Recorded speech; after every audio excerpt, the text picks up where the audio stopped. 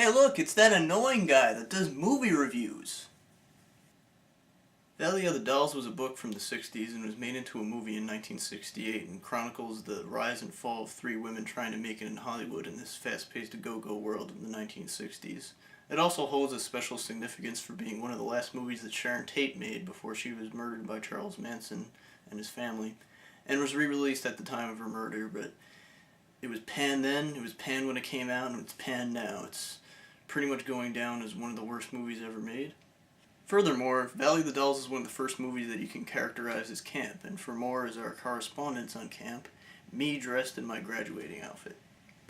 Thank you, Brian. You know, camp can refer to a few different things, but first and foremost, it means that the movie was bad.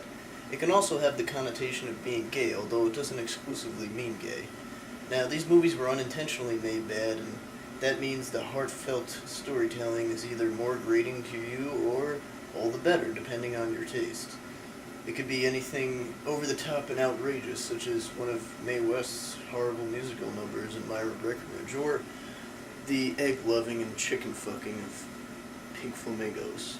Later on, movies were made with this camp aesthetic in mind, but once you have it in mind, it doesn't have that same kind of flair from the total disregard for good storytelling that the original camp movies had. I'm gonna have crazier hair every week, and that'll be the main focus of this show. This movie really just represents to me a type of movie that was already dying out in the time that it was being made. You know, it's stuck in that 50s humdrum sort of hokey storytelling, while at the same time trying to market itself to a younger audience of that time. Dolls is slang for bills! But this is no independent movie like Easy Rider. This is big budget Broadway and Hollywood and lights, baby. The performances are all pretty camp. They're not as bad as they could be, but the dialogue gets corny and dated pretty fast. I mean, you can't just openly insult gay people if people don't talk like that anymore. And I can't say I cared much about the fate of the characters since I didn't think they were too sympathetic to begin with.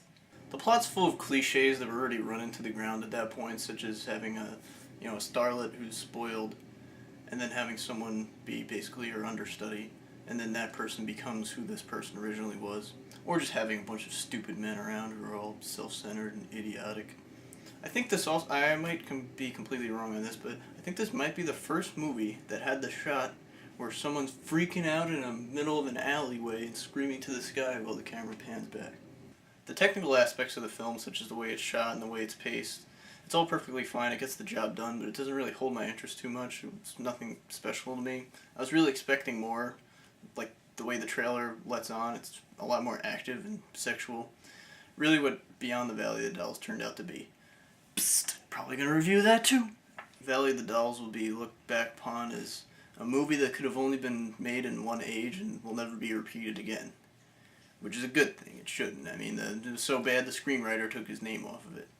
And apart from the reasons that I already mentioned as to why this movie's noteworthy, there's not really any reason any person should ever watch it again. Sorry for wasting your time. Oh, here's another nice little tidbit about the movie. Judy Garland was originally supposed to play the part of the actress who starts going crazy, boozing it up and coming on the set drunk off her ass and on pills, but they had to kick her out, get this, because she kept coming onto the set loaded off her ass on alcohol and pills. I mean, it's actually sad. I shouldn't joke about that. I'm sorry. Well, that's it, and hopefully that hurricane hasn't destroyed her home and you were able to watch this video.